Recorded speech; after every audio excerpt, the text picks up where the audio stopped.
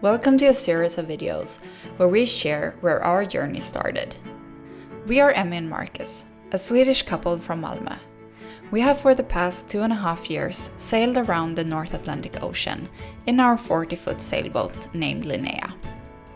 Our YouTube story started on the day we let our lines go, leaving our home marina behind. We have made over 100 videos, taking you along on our travels. But what many don't know is that we actually started filming long before setting off. So this is the story of the beginning of our adventures, how we ended up where we did, and what we wish we would have done differently. Drilling holes under the waterline is never fun, but that is exactly what we're up to next. Wish us luck and let's get going.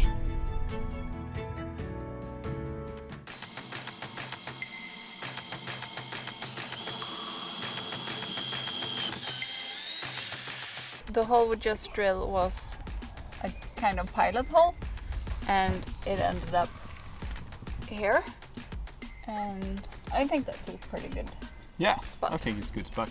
Yeah, It's behind it's 4-foot engine, and for the toilet and sink outlets, so it's fresh water when we are sailing, so I think it's great. and still a bit protected from the keel, right? Yeah. From turbulence. Yeah, from turbulence. Yeah, It should be straight flow, so Yeah. that's good. that's good. And then we'll drill the bigger hole. Yeah.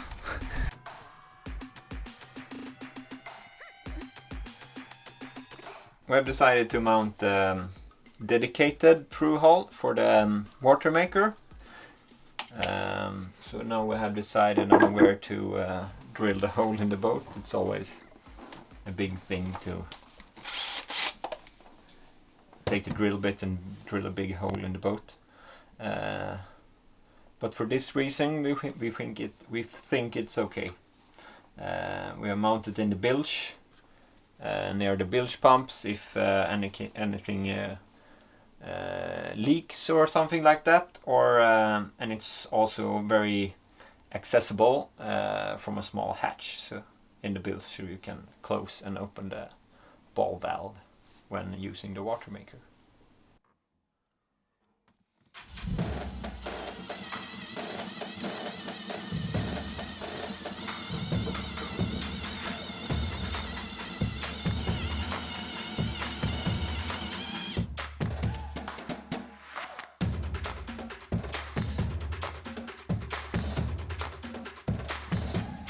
Is it hot? No, it's not that hot. Just checking so we don't destroy the drill.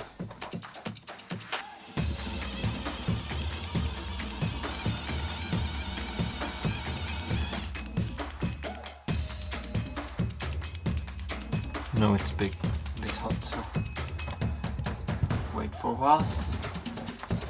Let it cool down.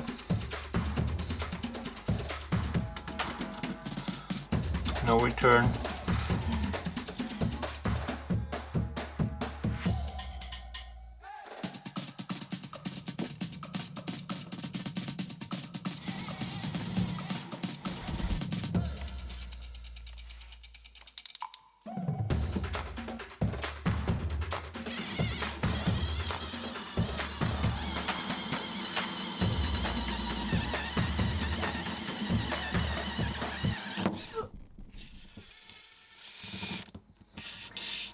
We're through.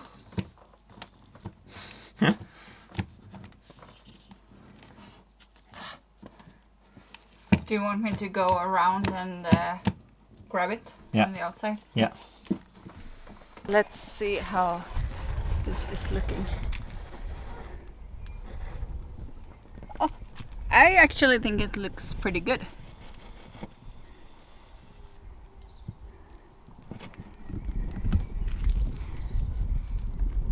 Do you want me to grab it?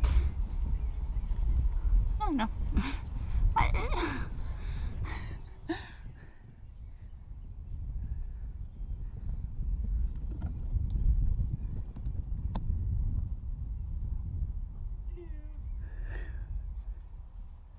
We have decided to use composite type from Thru Design, since we think it will be the best choice over time, since they're not corrosive, since they're not in metal.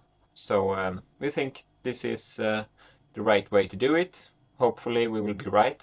We've never been using this type of Thru Hulls before, so yeah, hopefully this will be a good choice. So this is a 3¼ inch Thru Hull, and this is where the seawater inlet for the water maker will be, so it should be fairly enough size for it, as the manufacturer said. And this is the composite type from Thru Design. It's, as you can see, fairly big. On some places where we don't just have the space enough, so you can mix the composite Thru Hull with bronze or brass ball valve. As you can see, these are the same size, 3/4 inch, but they are big difference in size. Also the flow, as you can see, the hole in the composite from Thru Design is a bit less big in the Thru Design compared to the brass or bronze. As we see it or understand from the manufacturer Thru Design's manual, it should be okay to mix like the bronze we use with the composite Thru Hull. So they should be, since the threads are the same, so we use Sikaflex to seal the threads. Some of our Thru Hulls will be mixed with brass and composite Thru Hulls, and some of them will be with totally in composite, with ball valve in composite and the Thru Hull in the composite. So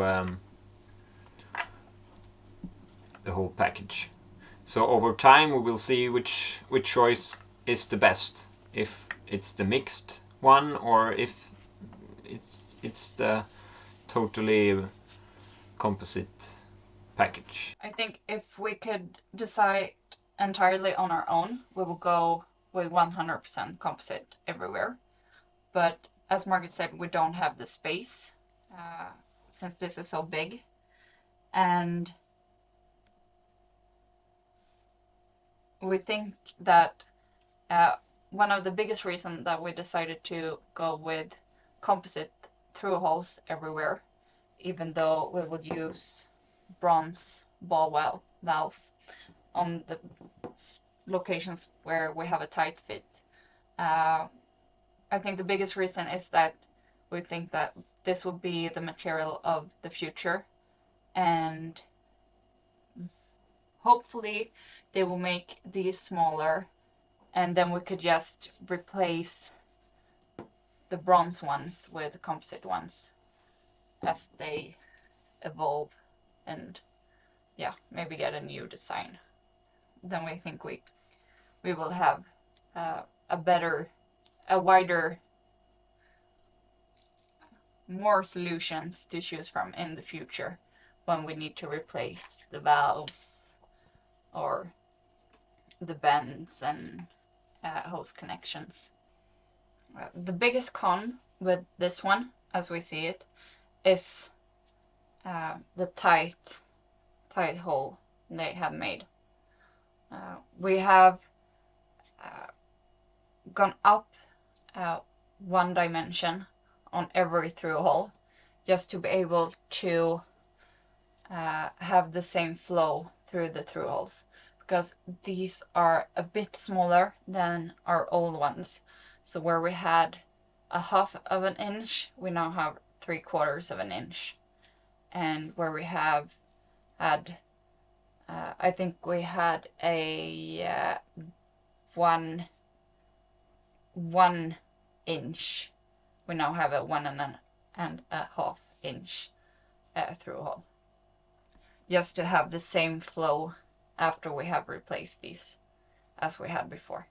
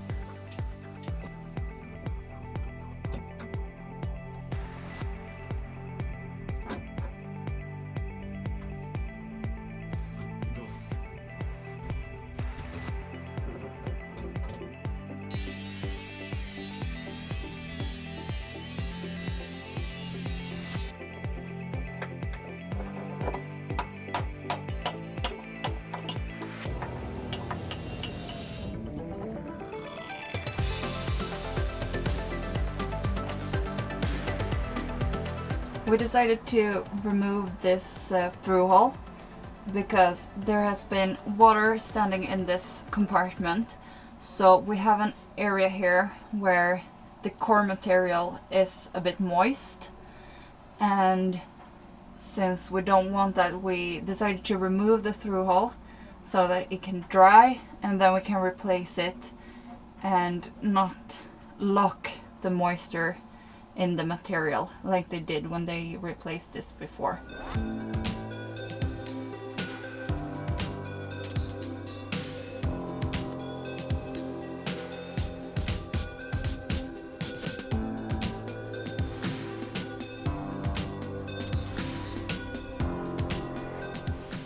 Now we're putting Sika Flex on the through hull.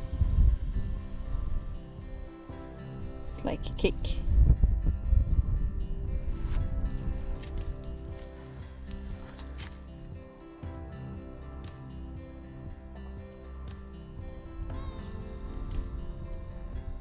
And we have taped it to know how far up we can put the Sika.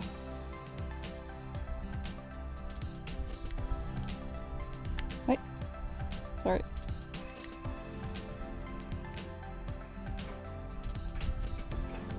A lot of Sika.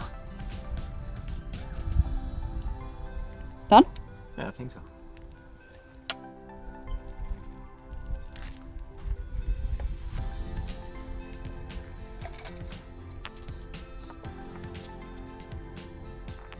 Alright.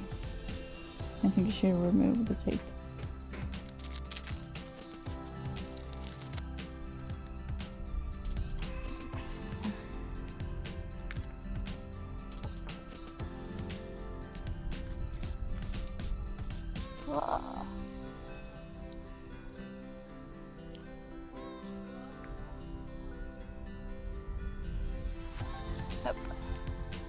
So now Marcus will go upstairs and tighten the nut and the angle from the inside. And I will use a coin to hold it in place down here.